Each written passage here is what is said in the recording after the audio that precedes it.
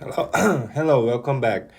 Last lecture we talked about how different crystallographic planes have different surface energy, and today I will show you the calculation how you get the table of surface energy. So I believe you probably already done your homework that I assigned you to calculate the surface energy of 100,110,111 surface of FCC crystal. And this is the final answer of that homework. Okay? So let me explain how you got it.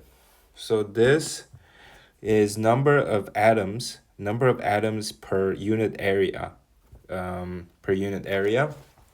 So on one plane, it's very easy. There's two atoms, and this is the area.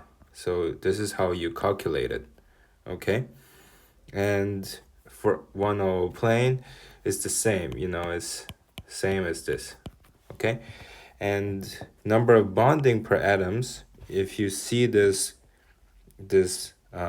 picture, you can easily see that there are four bondings per atom on 100 planes.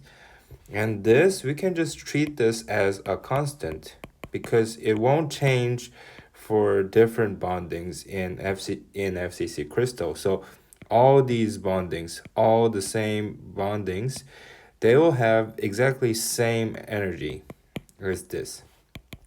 This is sublimation energy as we already talked about from last video, and this is the coordination number. Anyway, so you calculate this based on the equation I told you from last video. You can multiply all these three, then you'll get this number. And here, like I said before, this is the same as this. And you can just ignore it when we are comparing different crystallographic planes energy, because this will always stay constant. All right. So in the same manner, we are going to calculate 111 plane, and of course, you have two atoms in this plane on this plane, two atoms in total, and this is the area. You can easily calculate this area, right? Then you get the same equation, so you get this kind of comparison, and you'll get 1.154, like we already talked about from last video, right? So yeah, from here you get this proportion. Oh wait, it's this and this, right?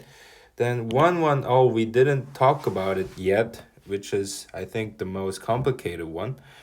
Well, it's not that complicated, but I'll show you how you get this. So the most difficult thing here, I think, is probably this.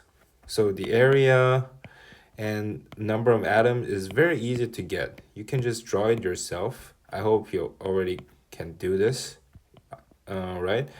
This is very easy, but this is hard to get. Okay, let me show you how you got this five bondings per atom. So when you draw one O plane for this atom on this one O plane, you will have five nearest atoms. Five nearest atoms that is on this side. Not of course you'll have 12 in total, but the ones you're going to cut are five. And the direction, no, the distance is going to be um, root 2 over 2a0. This is going to be the distance. You can easily get this by using this kind of diagram. So basically this atom is here, right? Then the distance from here to here, from here to here, and from here to here are all going to be root 2 over 2a0.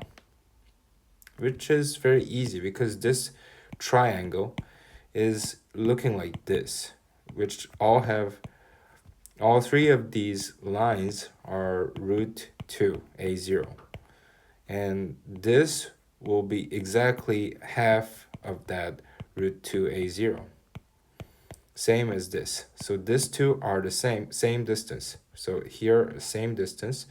And of course, from here to here, this line will also be root 2 over 2. Because if you draw it, that one is here and that one is here. And this is root 2. So this should be root 2a0 over 2. All right. And you also have another unit cell right behind it, right below it. So you should also calculate that. So you get 5 in total. So that's how you got this 5. And if you calculate this and compare it with 100, which is the most unstable one with the highest surface energy, then you'll get this number, 1.131. All right? So back to this table. You can realize that so we are taking A0 as 1 nanometer for simplicity, and then you calculate this, right? Which is the same as the surface energy proportion, also the same. So basically these three are all same. They are all proportions of gamma, okay? So from this you can easily tell that in FCC crystal, first of all, it's anisotropic. Anisotropic meaning different direction has different property, right? This is the property here. And second, you can get that it only depends on number of broken bonding on that plane. Gamma only depends on this number of broken bonding per unit area on that plane. This is what matters. So we can conclude that the surface energy definition for solid should be summation of excess energy due to broken bondings or dangling bondings, you can also say that, on that surface. So obviously atoms want to bond, right? Because this lowers their Gibbs free energy. And on your surface, you don't get to do that because there are simply no atoms on it anymore.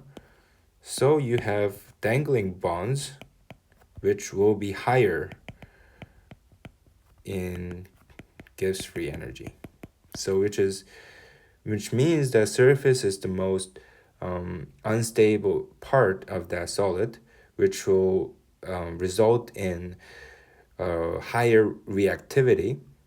So of course you get oxidation or corrosion. All right, thanks for watching.